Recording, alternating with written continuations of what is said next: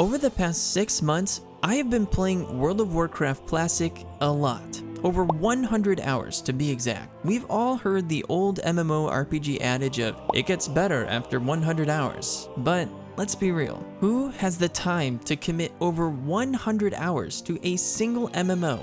Or any video game for that matter, just to test it out and see if they like it? No one. Absolutely no one. Except maybe this guy. But other than that, nobody. So why should you listen to me? You're probably looking at the full length of this video and thinking, I've got a lot better things I could be doing right now. What makes this guy so special? Well, I'll tell you. I am the most average casual gamer ever. I'm not a full-time YouTuber or streamer. I don't get to do this for a living. I work a full-time job, have a family to take care of, and typically only have 1 to 2 hours of free time a day to put towards gaming. Maybe 3 to 4 hours on the weekend if I'm lucky. Since I also use a lot of that free time to create YouTube videos on the side, that means there are days, even weeks that go by when I don't get to play video games at all, which I'm sure most of you can relate with. It's literally taken me 6 full months to put 100 hours into this 20-year-old MMORPG. I guess what I'm trying to say is that I am you, the average gamer. So when people say that you need to play an MMO for at least 100 hours before coming to any conclusions, I'm proof that it can be done. Should it be done? Probably not, but we're already here. So for all of you sloth-paced casual gamers like myself, I have done it. It took me the span of half a year, but I finally did it. Now I know this sounds hard to believe, but it's true. I never experienced World of Warcraft as I was growing up. I distinctly remember one of my best friends and I going to the library and playing RuneScape together for hours on end. Of course, his parents were willing to pay for the membership, so I was stuck with feather gathering duties, killing chickens all day long while my buddy crafted the arrows and leveled up his fletching, probably pocketing all the gold from it as well. But then, one day out of nowhere, he suddenly stopped wanting to hang out with me. When I asked him why, he said, I don't really want to play RuneScape anymore. I actually started playing a new game. It's called World of Warcraft. So I responded, oh, that's awesome. Why didn't you tell me about it so we could play together? He looked at me hesitantly. Well, there's a subscription fee, and I know how your parents are about money. My heart immediately sank. He was right. You see, there were 2 sets of parents back in the day. Those who paid for video game subscription fees and those who didn't. To my dismay, I fell into the category of no monthly sub fees. Now, arguably, that might actually mean that I had good and wise parents, but for better or for worse, it meant that I would never get to play World of Warcraft. At least, not until 20 years later when Blizzard announced their Fresh Start Classic Anniversary Realms. I had always wanted to give the game a try. After all, it's one of the most influential titles in the MMO genre, so this announcement seemed like the perfect opportunity to hop into the game. 6 months later, and as I mentioned before, I have put over 100 hours into this 20-year-old MMORPG. I haven't experienced everything that the world of Azeroth has to offer. I'm not sure if that's even possible at this point, but I have been leveling up 2 different characters, experienced starting zones for both the Horde and the Alliance, geared up quite a bit, finished a ton of quests, dabbled in professions, participated in group dungeon content, both DPS and tank, connected with countless lifetime World of Warcraft players, had some unforgettable experiences, and much, much more. And let me tell you, I have a lot of thoughts, and I mean a lot of them. So without further ado, sit back, grab a cup of coffee, or tea if that's your thing, and let's dive in to my 100-hour review of World of Warcraft Classic. As always, a huge shout out to my Patreons for supporting the channel throughout these creative works. I am truly honored and greatly appreciate your generosity. If you'd like to see how you can help me achieve my dreams and become a part of the Patreon family, be sure to click on the link listed in the description below. Let's start all the way back at the beginning with some history. Before World of Warcraft became the behemoth we know today, it first started off as a real-time strategy game. Blizzard Entertainment, a small gaming developer at the time, first introduced the world to Azeroth in 1994 with Warcraft Orcs and Humans. Years later, after the success of Warcraft 3 in 2002, Blizzard was ready to take Azeroth into uncharted territory, the MMORPG genre. With titles such as EverQuest and Ultima Online dominating the landscape, Blizzard took a look at their competition, and instead of backing down or cowering in fear, they saw an opportunity. They recognized some of the weaknesses in these other games and set out to make an MMORPG that would be more fun, more accessible, and less grindy for everyone. And by golly,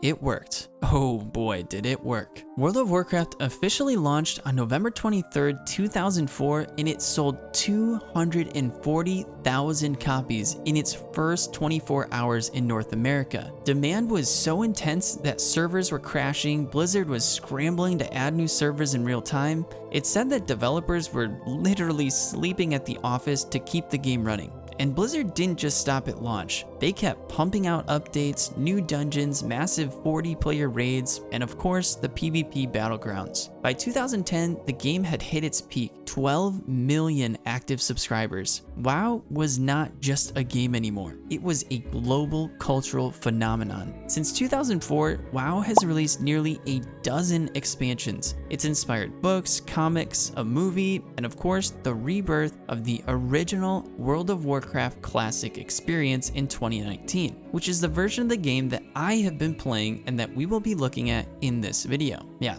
don't even ask me to explain all the different versions of World of Warcraft that exist today, because quite frankly, I'm still quite confused by all of it. Just as it's always been, World of Warcraft has a monthly subscription model that will cost you $15 a month, or if you really want to commit yourself, you can save a few dollars by purchasing the 3, 6, or 12-month subscription options. Admittedly, this does add up over time, but this monthly sub fee includes every single expansion that has ever been released, along with multiple different game versions. We're talking thousands of hours of entertainment. So when you compare it to some of the new release games coming out today that will cost you $60 or more, and those titles offer just a fraction of the total content, yeah, I'd say if you're looking for a new MMORPG, World of Warcraft is well worth the money. I'm honestly not really sure if I could name any other games that give you that sort of bang for your buck. Now, you might be wondering, well, ZMAC, how many daily or active players are there? Well, it's difficult to say, considering that Blizzard no longer publicly displays these numbers. But if you peruse online, the rough estimate seems to be somewhere around 7 to 8 million paid subscribers or active players, and anywhere from 200 to 300,000 daily players, which for a 20-year-old MMORPG is quite impressive. It's no secret that World of Warcraft is usually at the top of the charts when it comes to MMO player base, with only the likes of Final Fantasy XIV and OSRS giving it any real competition. So you won't have to worry too much about finding other players to group up with. Although you do have to consider the fact that since there are so many different versions of the game, the player base can be quite spread out, and depending on new updates or expansions, the specific version of the game that you're currently playing might be less populated at any given time. And no, I don't have an exact number for you of the population or current active players for World of Warcraft Classic. Alright, let's jump into the game itself. Starting off with character creation, players first choose between the two different factions, Alliance and Horde, both with their own unique story and leveling experience. There are 4 races for each of the factions, 8 altogether, from orcs to humans, dwarves to undead, and 9 classes total, some of which are only available for specific races. Each of these different options display a box of text off to the side, giving players an explanation and background in order to make their final character decision. As I mentioned before, I did get the chance to try out both factions, and I went with a human mage as well as an orc warrior. The capabilities for character customization are quite simple, with players simply clicking through a variety of different preset options, but there's enough there to create a unique looking character. Now, as we continue forward, my true new player experience is through the eyes of my human mage, but I'll also be going back and forth with my horde character from time to time just to show you guys the comparison. As we enter the world, we're greeted with an intro cinematic cutscene, giving new players a glimpse of the starting area and a plot breakdown for their chosen race. Now, if you're a brand new player, you'll receive a pop-up text box that says, "Welcome to World of Warcraft," and it basically tells you to keep an eye out for the new player hints that will appear on screen whenever you encounter something new. So there's no true tutorial area in Classic WoW, which I actually really like. And you should absolutely read through those hints because as a new player, there is a lot to learn. It can feel quite overwhelming at times, but the devs have done a pretty good job of slowly handing new players one useful piece of information after another. WASD for movement, spacebar jumps, right click to talk to NPCs. Now quests are shown in a text box dialogue. The default setting is for the words to slowly appear on the screen as if they're being written down as you read, but there is an option in settings to make them appear instantly. I didn't figure that out until quite a ways into my journey. I've also been told numerous times that there's an AI voiceover add-on that will read the text out loud for you, but since I decided early on I wasn't going to use any add-ons, I haven't experienced that for myself. Now, one thing you'll notice is that the user interface is very clean and simple. The majority of your screen is just your character and the visible world in front of you. There's not a million things jumping out trying to catch your attention, which I think is fantastic. Now for this video, I'm not going to be reading through all of the quests or diving into the story. If you're interested in that, be sure to check out some of my other videos. Trust me, there's plenty of storytelling to go around. One of our first tasks is to go kill some nearby mobs. And you'll note that there aren't any arrows or indicators on the screen or map to tell us where to go. Within each quest, we're simply given a geographical direction and expected to find the objective on our own. And I personally really appreciate this method of questing. I don't like it when players are spoon-fed or handheld the entire time. I think it's much more rewarding to explore the world and discover things on your own. So here we get our first glimpse of combat.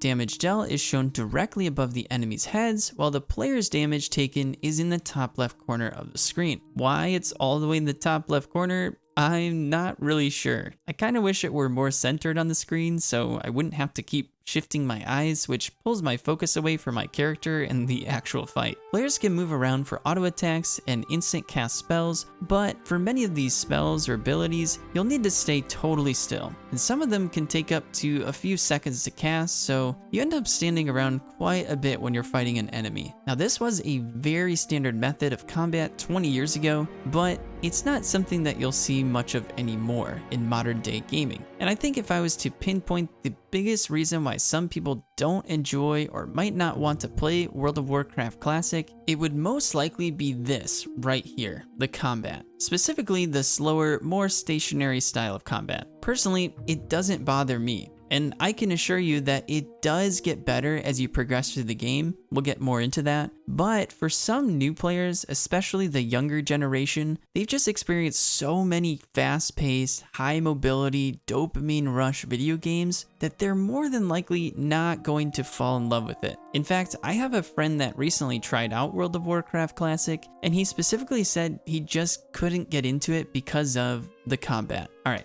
Anyways, right click to loot items, B to open up your backpack, and after completing the quest, I'm instructed to return to the character that gave it to me in order to turn it in, which at this point, as long as you're within range, there's a small yellow dot that pops up on the minimap to help you navigate back to the quest NPC. Now, quest rewards in World of Warcraft Classic consist of leveling experience, gold, and occasionally a piece of gear or special consumable item. And for the most part, they're almost always worth doing, especially in the earlier levels, if not just for the XP alone. The gear rewards, however, can be a hit or miss because Classic WoW implements a class-based gear system, meaning that all classes are restricted to specific types of armor and weapons. For example, the mage class can only wear cloth armor. So if you complete a quest that only offers leather or mail armor, you simply have to accept it and sell it to a nearby NPC vendor, because there's quite literally nothing else you can do with it. Well, I guess you could just delete it from your inventory out of sheer defiance, but that's not going to do you any good. Next up, we have the class trainers. Each class has specific NPCs throughout the world of Azeroth that specialize in training players with new abilities. They're not always super easy to find, and while all of the major cities have one of each class trainer, not every town does. So, good luck hunting them down. Or you can do what I did and ask people in the area for help. I know, interacting with random strangers on the internet. In 2025, I'm a lunatic. I'm sure you could also just look it up somewhere. I decided to not use any guides throughout my time playing, so sometimes I forget that you can actually do that. But anyways, the class trainers. Essentially, every 2 levels you can visit a nearby trainer to either learn a new ability or upgrade an already existing one. It will cost you a little bit of gold, the price continually increasing with each new ability that you unlock, but for the most part, it's well worth it. Opposite to the combat, which might be a turnoff for some players, the progression of classic WoW, in my opinion, is top notch. And it's probably one of my favorite things about the game. Unlike some of the more modern approaches to MMOs, where you just mash a bunch of abilities and kill mobs with ease at level 1, World of Warcraft Classic takes a more humble beginnings approach. You start out with only a couple abilities, you don't deal much damage at all, and if you're not careful, you could easily die to a mob that is 1 or 2 levels higher than you. But with each visit to the class trainer, each new ability, your character grows slightly stronger at just the right pace. It's incredibly satisfying to progress in classic WoW, and I often found myself stopping right in the middle of an activity to quickly visit a class trainer in order to get that slight boost that I needed to help me complete an objective more effectively. So hats off to the devs for player progression, because I think they nailed it. I'm then introduced to my spellbook, where players can look through all of their racial/class passive and active abilities. After you've trained a new ability, all you have to do is open up your spellbook, drag the ability down, and pop it into this long gray box thing at the bottom of your screen, the action bar, which is something that we'll come back to later. Now, this next component of Classic WoW is something that I've gotten used to, but I don't love it. Eating and drinking. While duking it out with enemy mobs, you'll find that your health bar and mana, if your class uses mana, is drained rather quickly, which is totally fine, makes sense. But it's also restored at an incredibly slow pace. And you might think, oh, I'll just pop a couple potions and continue on with fighting. Well, that's not really how it works. Potions in Classic WoW that would instantly replenish your resources are quite rare to come by at earlier levels, especially if you're brand new and have no idea where to obtain them. Not to mention, they have considerably long cooldowns, 2 minutes to be exact. No, the only real way to replenish your resources in World of Warcraft Classic is by eating and drinking. Eating for health, drinking for mana. And in order to do that, you must sit down and not do anything for that entire period of time. And depending on your level, the type of food you're consuming, and how low your health and mana is, the time that you're forced to sit down can be anywhere from 10 to 20, even 30 seconds. Now you might be thinking, well, if you have to eat or drink after every 1 to 2 mobs and that can take upwards of 20 seconds, that seems like a lot of downtime as you're playing. That's because it is. Over the course of my time playing Classic WoW,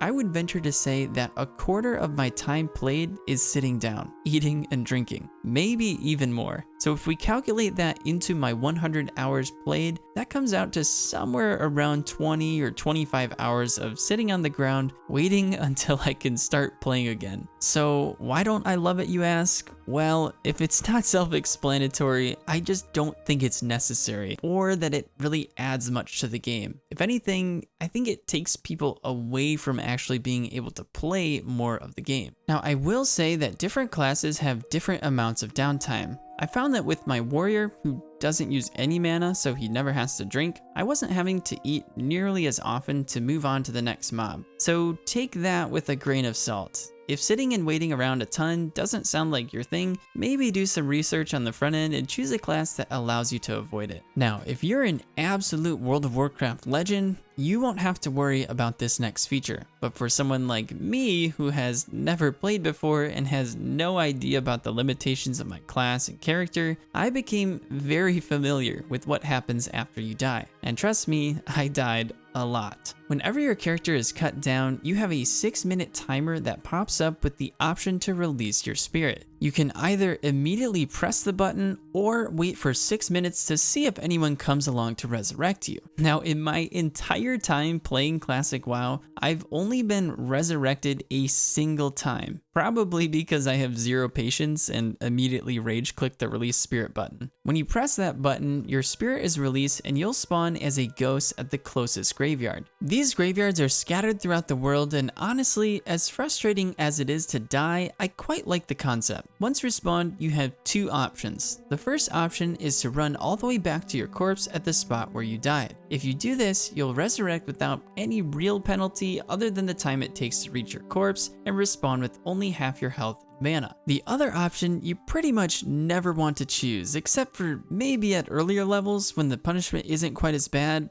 or when you've had it and you're ready to rage quit the game for a period of time. With the second option, you can approach the graveyard spirit healer, request her to return you to life, and she'll do it right then and there for a cost. First, all of the items equipped and in your inventory will be damaged, and second, resurrection sickness. As I mentioned before, this option isn't too bad at the earlier levels because the devs were kind enough to allow new players a bit of a grace period. But once you hit level 10, the training wheels start to come off. Resurrection sickness decreases a player's attributes and damage dealt by 75%. You heard me right, 75%. When you're under the effects of resurrection sickness, you might as well be a 3-year-old child swinging a plastic baseball bat at a fully armed 30-year-old war veteran because, yeah, your character is pretty much useless. And as you level from 10 to 20, you add 1 minute of resurrection sickness to the penalty, eventually capping at a 10-minute timer once you've reached the level 20. This is probably one of the most controversial features in the game. Some people think it's stupid and way too harsh of a penalty.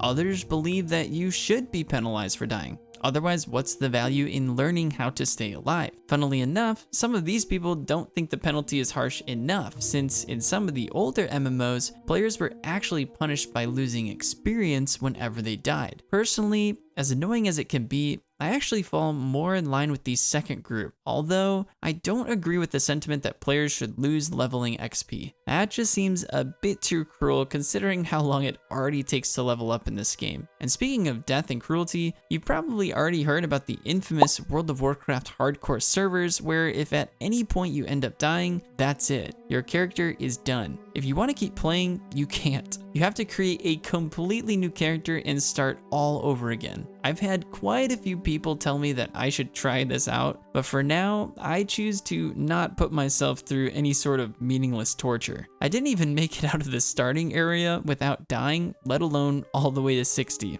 I'll leave that World of Warcraft mode to the experts. Alright, now that I've run around a bit, killed some mobs, and completed a few quests, let's talk about the starting areas. Quick caveat, I haven't seen all of them, but I have experienced the ones for both humans and orcs, so those are the spots we'll focus on in this video. First off, Classic WoW's iconic graphic art style is stylized and cartoon-like, with rougher textures and vibrant colors. I'd say it's a happy medium between something like RuneScape and a more modern AAA realistic approach. For the human mage, we start off in a warm and cozy location called Northshire, right next to a beautiful abbey with glass-stained windows that eventually expands into a larger zone called the Elwyn Forest. It's pretty much the ideal start for the majority of fantasy MMORPG players. It genuinely feels like a place that you would want to call home. And it's no wonder why so many veteran players have such fond, nostalgic memories of their first time running around amongst the trees of this charming forest. On the Horde side of things, it is a completely different experience. It introduces players to a contrasting terrain, the rugged red dirt plains of Durotar, specifically the Valley of Trials, a desert wasteland with jagged cliffs and sparse vegetation, giving new players more of a sense of struggle, survival. Right away, it's apparent that in these lands, only the strong survive. Now, one thing I appreciate about the stark contrast between these starting areas is that it caters to two very distinct populations of players. And it goes to show you just how successful the devs were at creating an MMORPG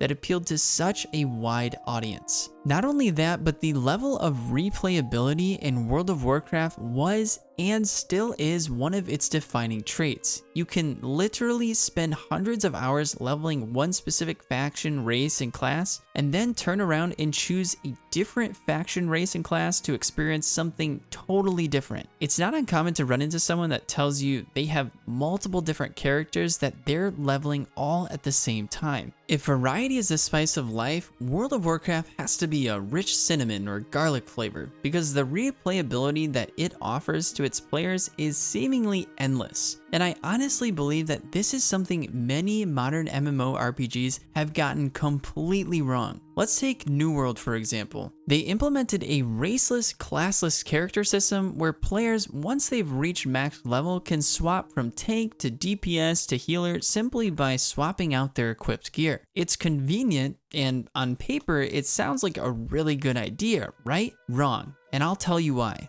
There's literally no incentive in New World or other MMOs like this to ever create a new character. Players are not rewarded with an opportunity to experience anything new. There's no curiosity about what it would be like to play a different class or faction or race, which really lends itself to there being a lack of unique identity within the game world. This makes an MMORPG stale. There's no replayability. Eventually, veteran players get bored, they leave, and over time, the new players and new characters slowly dwindle down until the game is, well, dead. Compare that to the revolving door of World of Warcraft, where you've had people playing the game for 20 years and they still haven't experienced all of the different class and race options in the game. I actually just spoke with someone the other day that told me after 20 years, they've never even tried out the Alliance. They've only played Horde characters and just keep rotating between all the different classes and races. That's awesome. All that to be said, variety and replayability is an absolute must in any given MMORPG, and it should be no surprise as to why WoW has seen so much success over the years. Okay, now let's talk about everyone's favorite topic, questing. Just as you'd expect, there are a boatload of quests found in classic World of Warcraft. And if I was to sum up my experience with questing in two simple words, they would be charming and slow. But I don't necessarily mean the word slow as a bad thing. Let's unpack those a little bit. Quests in classic WoW come in several types, including kill this mob, collect this item, deliver this message, escort this person, dungeon, and elite quests, each serving different gameplay purposes. There are also some class-specific quests as well, although I would have loved to see more of those. Interestingly enough, there's not a true main story quest like you might see in other modern-day MMORPGs, meaning that there is not a single overarching quest line that new players follow from level 1 to level 60. Although I do think the game would benefit from something like this, the devs went a different route and created something I'd like to call zone-based questing. Whenever you enter a new zone, there are usually a couple quests that act as the primary story arc for that specific zone that you're in. The difficult thing is that since there's no indicator of which quests are more important, you don't always know which ones will lead to the larger story. Truthfully, my strategy was simply to pick up every single quest that I could find, which I can assure you is not typically my plan of attack in other MMORPGs. Usually, I'm an MSQ guy through and through, and occasionally I'll toss in a couple side quests here and there. But with classic WoW, you start getting the sense that there are no side quests, that each quest you pick up is just a small part of the larger journey. Some of the tasks and people you help along the way may not lead to the saving of an entire race or the slaying of a dragon, but it still becomes a small part of your story. And actually, some of the most memorable quests are the ones where I simply delivered lunch to a local guard that ended up turning into an awkward love triangle, or helping a farm boy sucker an old lady from the next farm over into making him a pie. That was a good one. Now, even though there's no MSQ to direct new players from one zone to another, the devs do sprinkle in quests that require players to pay visits to other zones. Sometimes they're right next door.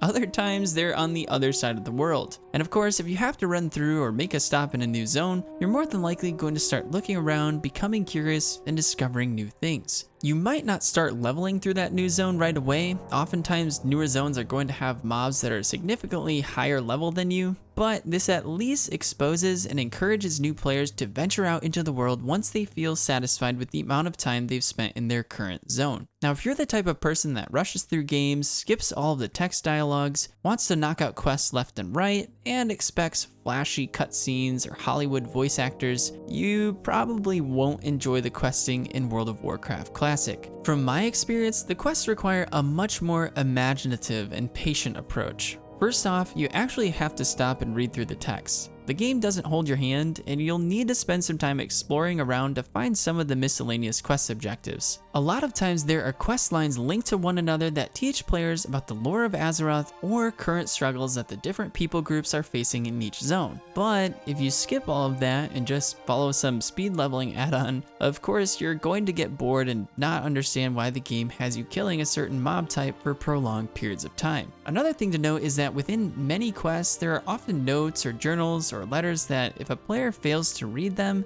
they'll miss out on a large part of the story. I truly believe the devs created the quests in World of Warcraft Classic with the expectation that players would explore the world with a sense of curiosity and imagination. They expected players to want to open up these little letters and journals to uncover the mysteries within these stories. And if you take the extra time to do that, you will be rewarded, and the questing in this game becomes quite enjoyable. Believe it or not, questing has actually become one of my favorite parts of Classic WoW. I can think of a number of standalone quests as well as longer quest lines off the top of my head that were both fun and memorable. And okay, one of them did make me tear up a little bit. So while I don't think the questing in this MMO is for everyone due to its slower nature, I do think many players, especially those with more patience and imagination, will find it enjoyable. Speaking of patience, I can talk about this next characteristic of Classic WoW with absolute certainty. If you don't enjoy running around game worlds for long periods of time with very limited forms of speed boosts or fast travels, you will not enjoy this game. The travel in Classic World of Warcraft is about as old school as it gets. Some of you may be able to point to other games that demand even longer travel times, but for me, Classic WoW takes the cake. Again, this does not necessarily mean it's a bad thing, but it is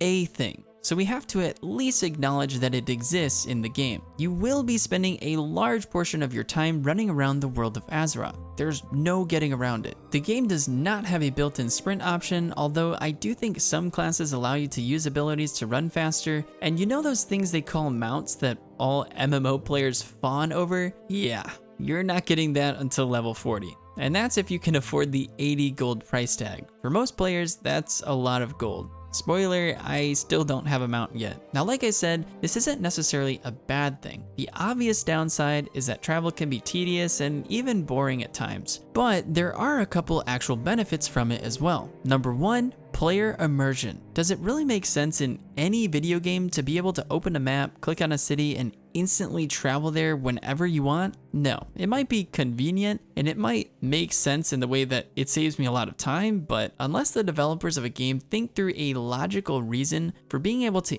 instantly teleport from point A to point B in this manner, it totally breaks player immersion. Within World of Warcraft Classic, every single form of faster travel methods that I have encountered can be explained by the laws of time and space, and it never takes me out of my immersion within the world. For example, the primary quote-unquote fast travel method in Classic WoW are the Griffin Masters, or Windflyers if you're playing the Horde. Griffin Masters are special NPCs that control flying routes between major towns and cities. You can only use them to travel between locations that you've already unlocked by visiting them first. You simply pay a small fee, hop on a Griffin, and your character then flies over the world of Azeroth to your desired destination. It's much faster than walking, but it still takes some time. And it preserves a player's sense of immersion because you're physically riding something across the world that logically makes sense while also seeing the world of Azeroth the entire time. And I have to add, the view that you get while riding these griffins is oftentimes quite pleasant. So it actually adds to the player's experience in the world instead of taking away from it. My only critique about the Griffin Masters is that I wish there were more of them. Certain zones are quite large, and I don't think it would take away from the gaming experience if you were able to ride a griffin from one side of it to another. strangled Thornvale. The other forms of public fast travel that I've experienced are the city tram and ships, which as far as I know is the only method of traveling from one continent to another. Now there are a couple of exceptions to instant fast travel. First, the Hearthstone. Every player starts out with something called a Hearthstone, and throughout your journey, you have the ability to link it up with any of the innkeepers that you find along the way. At any point, as long as you're not in combat, you can use your Hearthstone to quick travel back to your home inn. Here's the thing, it has a 1 hour cooldown, so unless you're playing for more than a couple hours at a time, you probably only get to use it about once every play session. And the other exception is class-specific abilities. As a mage, once I reach level 20, I unlock the ability to teleport to major cities, which I gotta say is pretty dang nice. And at level 40, you can start creating portals for other players to teleport as well. I do think there are some other teleportation methods in the game, but those are the only ones that I've experienced personally. Another benefit that players receive from longer travel times is a greater sense of accomplishment. I mean, think about it. What is more rewarding, driving a car to the top of a mountain or hiking it yourself? Obviously, someone who experiences the difficulty and challenge of climbing all the way to the top is going to have a much higher level of satisfaction. And I do think it encourages players to focus more on the journey that lies ahead of them rather than the destination, which I personally am a big proponent of. So, did I love spending all that time running across the world to the Dwarven Zone in order to find the rare materials for my first set of Mage's Robe only to find that they weren't any good? No, I did not. But I absolutely became more immersed in the world, and it made for a good story. Another big reason why I didn't really mind longer travel times is due to the fact that the world of Azeroth is extraordinary. It's magical, it's adventurous, and it's huge. No, Classic WoW does not offer the highest quality of graphics, but what it does offer is a massive, ever-expanding, immersive world where players can get lost in their own imagination. From the warm, cozy greenery of Elwyn Forest to the dark and mysterious cemeteries of Duskwood, all the way to the snowy mountains of the dwarves and the barren wastelands of the orcs. This 20-year-old MMORPG revolutionized the scope of what it meant to develop a video game fantasy world. Every zone feels like a living, breathing storybook with its own unique atmosphere, music, and lore. You're not just traveling from point A to B, you're embarking on a journey, meeting memorable characters, uncovering hidden secrets, and immersing yourself in the rhythm of a world that feels both dangerous and wondrous at the same time. And of course, we can't discuss the world of Azeroth without acknowledging one of its most iconic features, the major cities, Stormwind, Orgrimmar, Ironforge, Booty Bay. I'm not going to cover each of these individually because we might need a whole separate video for that, but I honestly will never forget crossing through the gates of Stormwind for the first time. Running across the bridge under the shadow of these huge, noble statues of fallen heroes stacked along each side, I didn't really know what to expect, but when I rounded the corner and discovered this massive city that opened up in front of me, I was blown away. There were so many players running around, trading, training, taking a break from their adventures, chatting it up with each other, so many different stores and shops to look at, 5 unique districts, each with their own distinct purpose. It was a little bit overwhelming if I'm being honest, but in a good way. And I felt similarly about Ironforge as well. The coolest thing about each of these cities is that they're perfectly aligned with their dedicated races. Humans, dwarves, orcs, each city was designed with the racial theme in mind. And I gotta say, I think the devs nailed it. You can tell that the devs put a lot of care into these massive central hubs for the player base. At the end of the day, it turns out Classic WoW doesn't need ultra-realistic textures to captivate its audience. Its charm lies in the careful crafting of its world, the sense of scale, and the feeling that every footstep carries weight and meaning. And if you can't already tell, for many people, it's not just a game. It's a place, a memory, and for some, a second home. Even for me, someone that just started playing the game 20 years later, I felt a special connection to the world that kept drawing me back in, as if I belonged here. I don't quite know how to explain it, but I guess maybe that's just the magic of Azeroth. While we're on the topic of something magical, I guess I'll also point out that within Classic WoW, there's something called rested XP. Do you ever get frustrated that some people are able to play video games all day long? How is that possible, you ask? I honestly have no idea. No, seriously though, like, how is that possible? I don't understand, but they do. So the devs added something to the game for the casuals, for those of us that have responsibilities and work and families and bills to pay and chores and, you know, eating and drinking and stuff like that. The way that rested XP works is for each hour you're offline, as long as you're logged off inside of a city or inn, the Classic WoW gods bestow upon you a small blessing of rested XP, which gives players a 100% XP boost when killing mobs. I think it takes 10 days or something like that to reach the maximum amount of rested XP, which is 150% of your current level. Now, it's not much, but for people like me that take days and even weeks off at a time, it's a game changer. The devs added this feature into the game to help more casual players not fall too far behind their hardcore MMO counterparts, and personally, I like it. I like it a lot. Unlike this next feature that I think could have used a little bit more work, the map. The physical map that players use in Classic WoW is a parchment-style illustration designed less for precision and more for general guidance. It presents the world in broader strokes with zones outlined clearly but without detailed subregions or exact pathways. Most of the major landmarks like capital cities, large towns, and major bodies of waters are marked, but smaller features are usually absent. As I mentioned before, unless you install some sort of add-on, there are no quest markers, objective indicators, or directional arrows. Players must read quest text carefully and navigate by matching descriptions to the geography shown on the map. Again,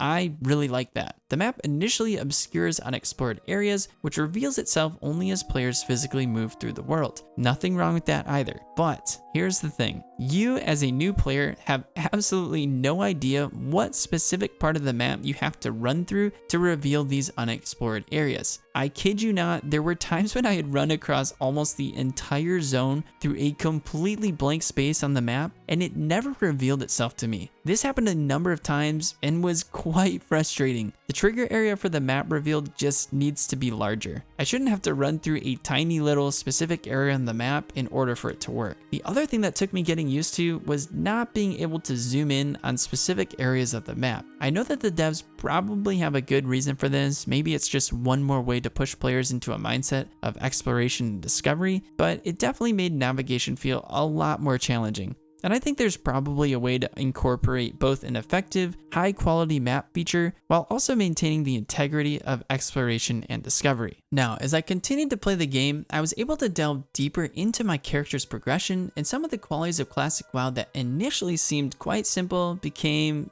much more complex, namely the combat. See this little bar down here? Yeah, I mentioned it earlier. This is called the action bar. When you first start out, you only have a measly couple of abilities while the rest of the gray box slots are empty. And as a new player, I thought to myself, wow, 12 slots? That's a lot of abilities. Oh, how sweet and innocent I was. You see, it turns out you don't just have these initial 12 ability slots, as my naive self once thought. After hours upon hours of playing the game with just a single action bar visible, trying to pick and choose which abilities to use and which ones to put on the shelf, some of my viewers graciously pointed out that you should actually be playing the game with multiple action bars at once stacked on top of each other, leading players to use anywhere from 24 to 36 to, I don't even know. Please tell me people don't play this game with more than 36 ability slots up. Now for some of you, this just makes sense. You've been playing games like this that require a 10-button mouse and a keybound foot pedal all of your life. But for me, no, absolutely not. To put into perspective, the highest number of abilities I ever had to keep track of was Guild Wars 1, and that only allowed players to have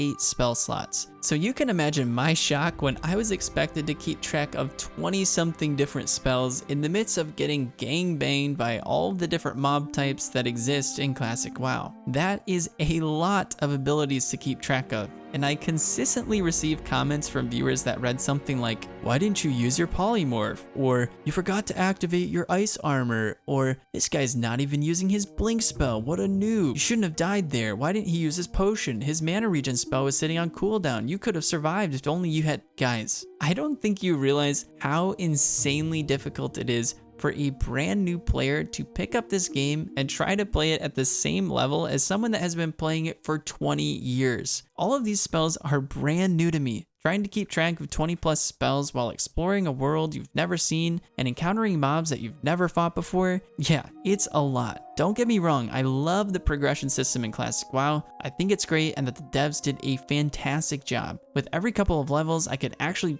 feel the power of my character growing stronger and stronger. I'll never forget when I hit level 20 and unlocked Blizzard for the first time. It was absolutely glorious, and it's only gotten better over time. But there's no way around it. The action bar interface is very complex, not necessarily in the way of concept, but in the way of execution. And it takes players a long time to truly get used to it, and even longer if they want to master it. That's not even taking into account that some players are trying out different classes at the same time. One of the things I ran into was trying to get readjusted to my warrior or mage character after I had been playing the other one for a period of time. There are so many abilities and so many things to keep track of when you're learning the ways of combat in classic World of Warcraft. Yes, I grew more accustomed to it and slowly improved over time, but man, it is a huge learning curve. And yes, I still forget that I can use polymorph on certain mobs in dire situations to prevent me from dying. I love the complexity and I love the variety in the game. All I'm saying is,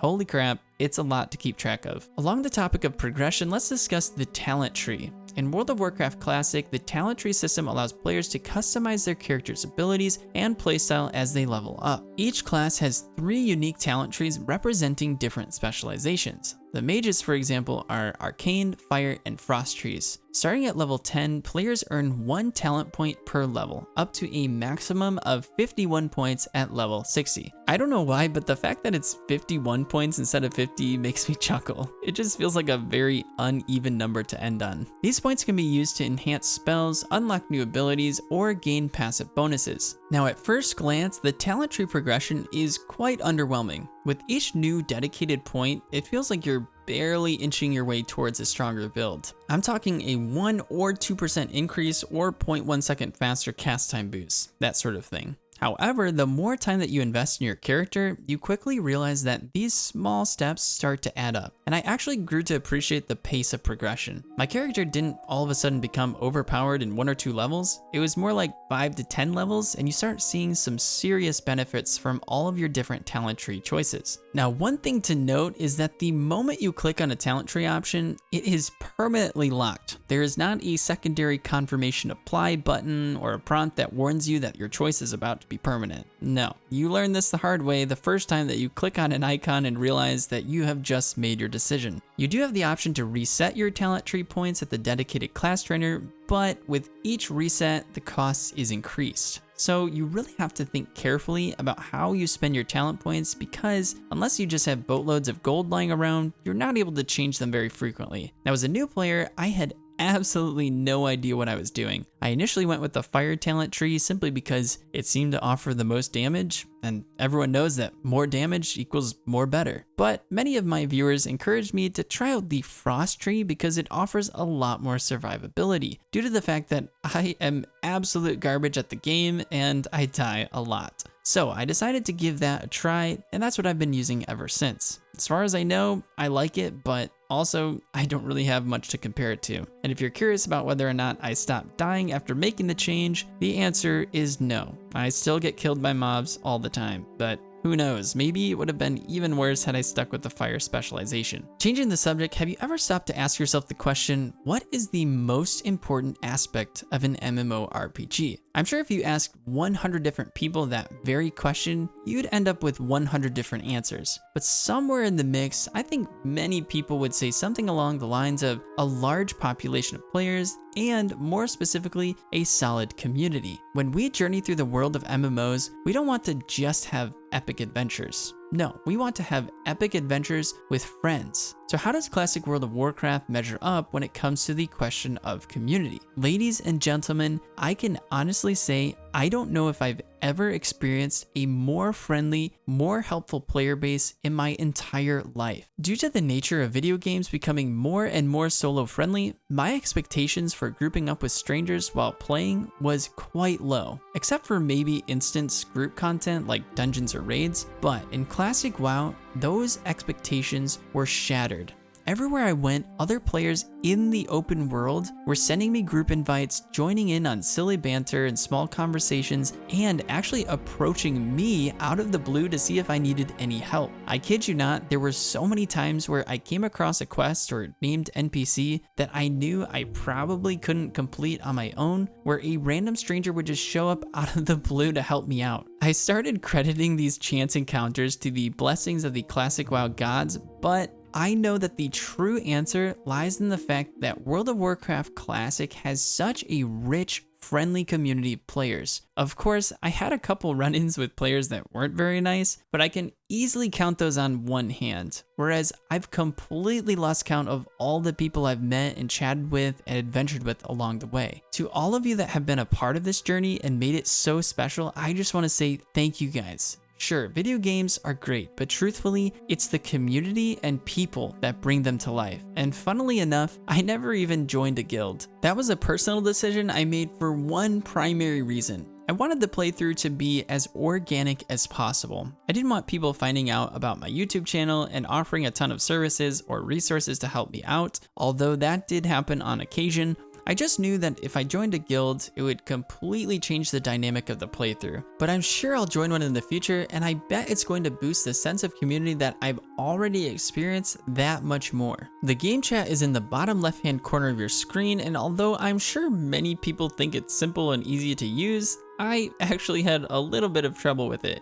You see, Classic WoW has different channels for chat, and depending on which one you're using, certain people can or can't hear what you're trying to say. The default chat channel is called Say, and that's what I was initially using when I first made my character. I didn't realize that Say has a very limited radius of people that it reaches, only those that are nearby your character. But there are actually regional chat channels called General Chat, where you can send a message to everyone within an entire zone. In order to do that, you have to type /1 into your chat box and then press enter. It might sound silly to veteran players, but no one showed or taught me that, and the game never explained it to me. Eventually, I noticed the difference between my messages and the ones from other players and figured it out, but I do wish the game had pointed that out and explained it to me. Now, I do want to touch on really quick the role that I believe the devs have played in fostering this sense of community. As I mentioned earlier, most modern MMORPGs have a much heavier focus on the solo player, meaning that you can go from a new character all the way to max level with little to no interaction with other players. Of course, teaming up with others is there, it's an option, but it's not an expectation or heavily incentivized. But back in the early 2000s, this was not the case. Quests and zone setup were designed by the devs with the intent to bring players together. Is it possible to level up solo in Classic WoW? Of course, but it will take you a lot longer to do it. Many of the quests require you to hunt down an elite mob that's 2 or 3 levels higher than you, or venture into dangerous areas where it's going to be extremely advantageous to have some teammates at your side. So in a way, players are almost forced to group up. They're not, but logically it just makes sense to do it. What I mean is that it's actually more convenient to find someone to play with than to try and do other stuff on your own. Especially if you're me, because anytime I attempted to do something that was questionable on my own, I pretty much died every time. So not only did I not accomplish my objective, but it also cost you the time to run all the way back to the location of the quest. Eventually, I just stopped trying to do things on my own that might be beyond my character's limits. Instead, I looked for someone to help me out, or I simply looked to see if there was something else that I could spend my time doing. I think this is one of the major differences between older traditional MMORPGs and their modern day counterparts. And the older generation of MMO players feel this shift in game development quite heavily. Look,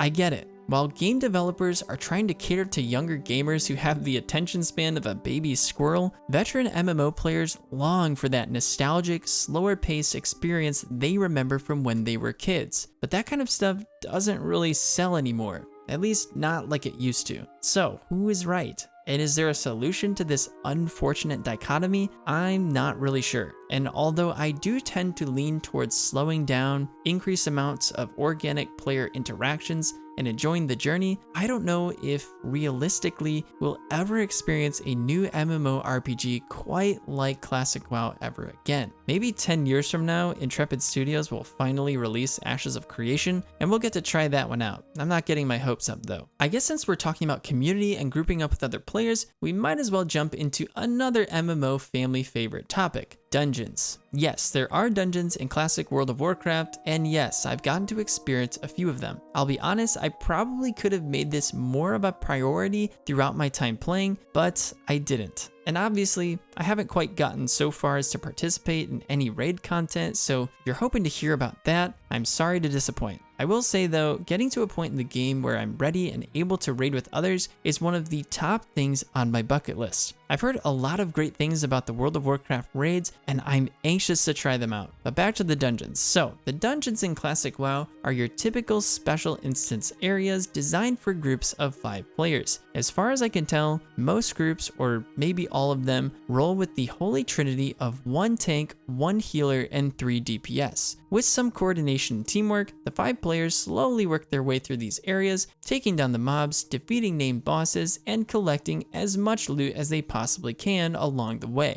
They are a bit more challenging than your typical open world gameplay, and it is possible to make one wrong move and accidentally wipe your entire squad, at which point all of them will likely hate you and place you on a dungeon blacklist for all of eternity. No, I'm just kidding. That didn't actually happen, although my group did get wiped right at the end of Dead Mines when we were trying to take down Cookie. While grouped up, players do share leveling XP for all the mobs that your team kills, but it's reduced. I'm not sure what percentage of the normal XP it is, but it's considerably less. The advantage is that you're just killing so many mobs inside these dungeons, a lot of them elite or named mobs, that it offsets the reduced amount of XP that you're receiving. Another interesting aspect that I experienced for the first time is the shared loot system. All of the other MMOs I've played have revolved around individual loot drops. So this was a new concept. I'm still not sure if I'm the biggest fan of it, but I will say at first I totally misunderstood how it worked. Basically, all of the loot that's dropped throughout a dungeon, oh, and this also pertains to open world group play as well, is evenly split between the 5 different players. The exception to the rule is anything that is uncommon or rare. Instead of the game automatically dispersing these items, a little box with the item pops up on your screen and you have 3 options: need, greed, or pass. Here's where I was confused. I thought need was more like, oh yeah, it would be nice to have that. And greed was like, I'm willing to pay whatever the cost to get that item. But obviously, now I know that I had it backwards. The reason I was so confused was because basically for every single item, my teammates were choosing greed, so I was like, man, these people are so selfish. They're not allowing players that actually need the item to get it. Oh, and I was pretty much just passing on everything because very rarely were there items that actually pertain to the mage class. But yeah, turns out greed is the option that most players choose when they don't really need it, but they'd be happy to receive it in order to sell it for gold, which made a lot more sense. So yeah, after the community corrected me on that false narrative, I started clicking greed for just about everything because apparently that's just the thing to do. Unless of course it was a mage item. But yeah, the dungeons were a lot of fun. Dead Mines and Ragefire Chasm were my favorites. I wasn't too impressed with Stockade and Stormwind. That one was pretty much just running from cell to cell, killing a few mobs, and then all of a sudden it was over. I did learn that dungeons can be a huge source of leveling XP. There are multiple dungeon quests that you can pick up before starting the instance, and if you're able to complete all of them, you're able to double, maybe even triple your XP gains depending on how many are available. Of course, I didn't find out about this until after I had already done the Dead Mines, and the night that I tried to run through it again, I just couldn't find a group, probably because I was DPS. My orc warrior, however, had no problem finding a dungeon group. I actually had people sending me whispers asking if I'd be willing to tank for them. So if you want to get into group instance content more quickly, go with the tank or healer. They are in much higher demand. Speaking of the tanking experience, that was a lot of fun as well. I had absolutely no idea what I was doing, but yeah, I just tried to keep aggro with as many mobs as I possibly could while the healer kept me alive. Oh, and I'm not sure if this is true of all dungeons in Classic WoW, but many of them coincide with some sort of quest or storyline. For example, the Dead Mines was the hideout of the notorious Edwin Van Cleef, the leader of the Defias Brotherhood. Overall, I enjoyed my dungeon experiences in Classic WoW. Kind of wish I knew more about them. If I did, I probably would have done a lot more of them. Now, when I was a kid playing RuneScape, there's really only one thing I cared about: making money. Despite everyone telling me that money wouldn't make me happy, I didn't care. That's what I wanted to do. While many of my friends were off completing epic quests and slaying all sorts of dangerous foes, I was doing whatever I could to make the most amount of gold as possible, or at least what I thought would make me the most amount of gold as possible. Looking back on some of my attempted methods, it was quite laughable, but that's not the point. What I discovered in RuneScape was a love for economy. I loved that you could work at a skill, gather a resource, craft an item, make a trade, and come out with more gold than when you first started. I'll be honest, my lust for gold over the years has dwindled as I've become much more enthralled by other aspects of video games, but deep down, that desire still remains. So how does the in-game economy of classic World of Warcraft hold up? Well, part of the reason I've saved this topic towards the end of the video is because even though I've played the game for over 100 hours, I still feel as though I'm a complete noob in this aspect of the game. But I'll go over the small amount of surface level knowledge that I do have. The economy in Classic WoW is primarily driven by players, but right from the start of the game at level 1, within minutes of entering the world, new players can start earning gold, or coin. Not really sure what to call it because you don't start off with gold, you start off with copper and silver. I didn't earn my first piece of gold until I was well into the game, so it feels weird to call it gold instead of coin or money, but I digress. Within minutes of entering the world, new players can start earning gold. Almost every single mob that you kill will drop some sort of loot that you'll either want to save because it's actually useful, or you'll want to sell because it's completely useless and a piece of junk. How do you sell your junk? Well, it's quite simple actually. You can talk to just about any NPC vendor in the game, regardless of what they're selling, to get rid of your junk items and make a small profit. It's actually really nice. I played other games where there aren't any NPC vendors. You actually have to try and sell every single item to other players. It's kind of a cool concept, but when you're just trying to get rid of all the stuff that you don't have any use for, it's a complete nightmare. Anyways, early on, a lot of the items that are for sale from the vendors are actually quite useful, whether that be weapons, armor, bags, consumables, etc. And they're usually not too expensive.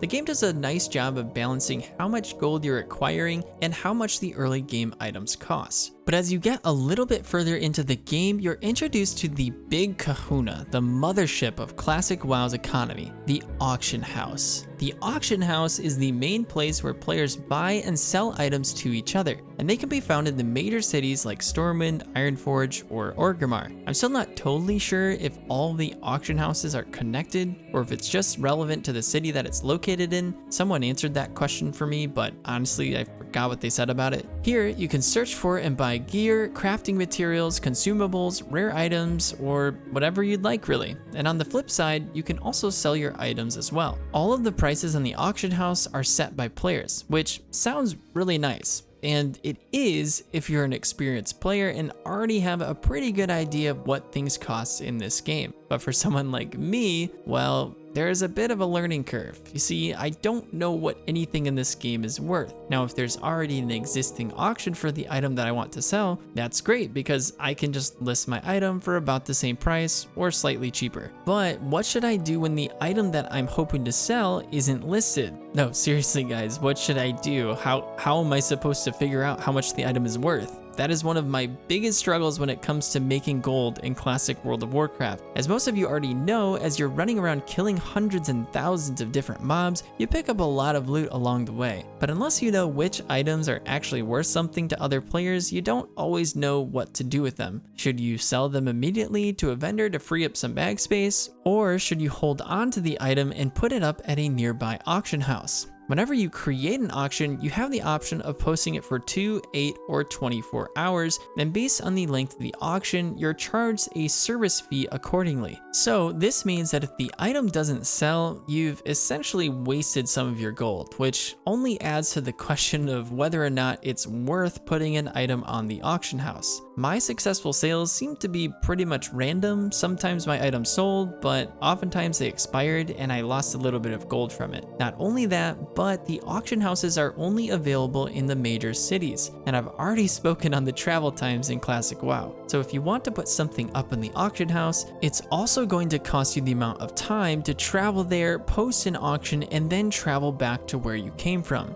At the end of the day, it just felt confusing and not always worth the effort. I will say I did have one really big item sale, big for me at least, that was incredibly satisfying. It was a blue wand called the Star Collar. I think it sold for somewhere around 25 gold, so that was a nice little boost for my future mount fund. Oh, and to add to all of that, the bank or Classic WoW's storage system is also only found in major cities. What does this mean? Well, if your bags are getting pretty full with gear that you might want to sell in the auction house, it just kind of adds to what I was already saying. You can't place it in storage, continue playing, and then head to a major city at the earliest convenience. No, players are forced to do one of two things. Either forfeit the chance to make more gold by selling stuff to an NPC vendor, or spend your time traveling to a major city in the hopes that your item might sell on the auction house. It would just be nice to have a bank, or maybe even just a deposit box, or an auction house available at some of the smaller towns throughout the world of Azeroth, so players aren't forced to sacrifice one thing for the other. Speaking of the bank, there's not much to it. Simply find a bank, talk to the clerk, deposit and withdraw items as you wish. The storage space is quite limited, but you can purchase extra storage slots with in-game gold, and similar to resetting your talent tree points, it becomes more and more expensive with each slot that you unlock. Oh, and I can't forget one of my favorite game features, the mailbox. Most people probably gloss over this without thinking about it too much, but the mailbox is actually a really cool concept. It's an in-game post office system where players can send and receive letters, gifts, and items to one another. I don't know how many people still use it this way anymore, but I actually received a ton of letters from people, whether they were just wanting to say hello, thanking me for the Classic WoW content, sending a little gift, and even wishing my wife a quick recovery after her accident. I was able to connect with quite a few people through this method of communication. Not only did it elevate a sense of community, but it also made me feel more immersed in the world. I don't know, it was just really cool to be going back and forth with people. It kind of felt like I was back in older times where people would send letters to each other on horseback. I just really enjoyed it. A few other things about the mailbox. The first time I bought something from the auction house, I was super confused. It said that I had purchased the item, but it wasn't showing up in my inventory. At first, I thought I got scammed or the game glitched, but it turns out all of your auction house purchases and sales go to your mailbox instead of directly to your player. I thought this was kind of interesting. Not totally sure why that mechanic is in the game, but it's fine. I got used to it. Also, you can receive official mail from Blizzard if they ever end up sending you anything, like this letter I got from them after finding and reporting a bot in the Stranglethorn Vale region. I was live streaming at the time and my chat convinced me to do it. That was quite satisfying. And last but not least, one of the big hitters for the economy in Classic WoW is professions. Unfortunately, I just haven't had enough time to really dig into all there is to learn and experience with professions in this game. I know that there are a bunch of different options: mining, herbalism, skinning, blacksmithing, enchanting, first aid, and the list goes on. All of these professions are huge contributors to the player-driven economy, some more than others, seeing as anything crafted by players can be sold or bought on the auction house. Not to mention the supply and demand aspect of the resources players need to level up their skills and craft individual items. I've heard that as you master some of these different professions, you can start bringing in some serious gold for your coin bags. The only profession that I've spent any amount of time in is tailoring. I chose it simply because my main character is a mage, and that's what mages wear.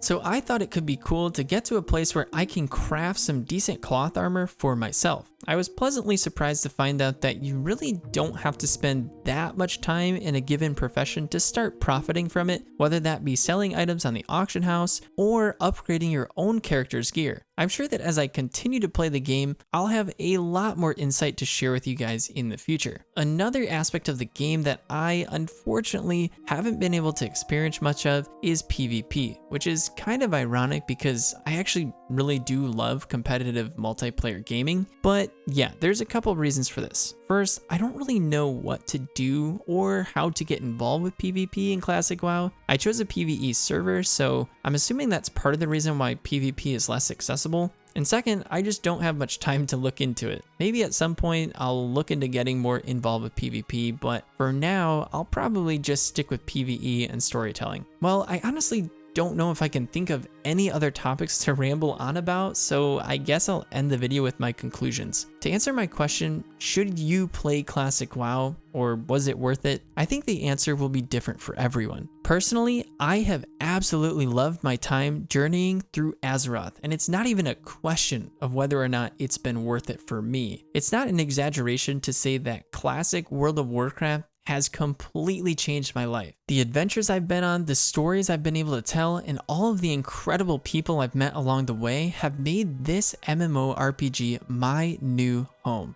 So I don't regret for 1 minute the time that I've invested into this game, but I'd be lying if I told you I think World of Warcraft Classic is for everyone. I can say with confidence that I think just about everyone can find at least something within the game that they'll enjoy, but the game as a whole is not going to be for everyone. Especially once you get to some of the mid-game levels, it really starts to slow down and requires a lot more patience and determination to make it through. Some people don't like that, and that's okay. But if you are someone that values immersion, more slow, meaningful progression, and a sense of community that you just don't see in a lot of modern MMOs, then Classic WoW might just be exactly what you're looking for. It rewards the time and effort you put into it, not with flashy rewards or instant gratification, but with a deep sense of accomplishment and connection to the world, your character, and the people around you. So if that sounds like your kind of adventure, I say give it a shot. You might be surprised by just how much it draws you in. Now, if you've made it this far in the video, first off,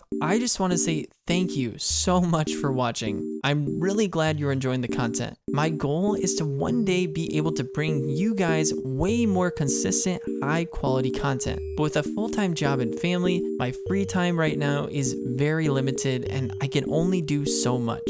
That's why I've created some long-term support goals on my Patreon page. I would love to start building a community of people that believe in me and want to invest in this channel going forward. Of course, I absolutely appreciate every single viewer, and my YouTube episodes will always be free of charge. But to put into perspective, just one Patreon, even at the lowest tier, is worth over 1,000 views. My first support goal for the community is to help me unlock a weekly Friday live stream, which I know will be a ton of fun for everyone that gets involved. So if that sounds like something you're interested in, be sure to click on the link in the description below or my channel page. Again, thank you guys so much for watching, and I'll see you in the next one.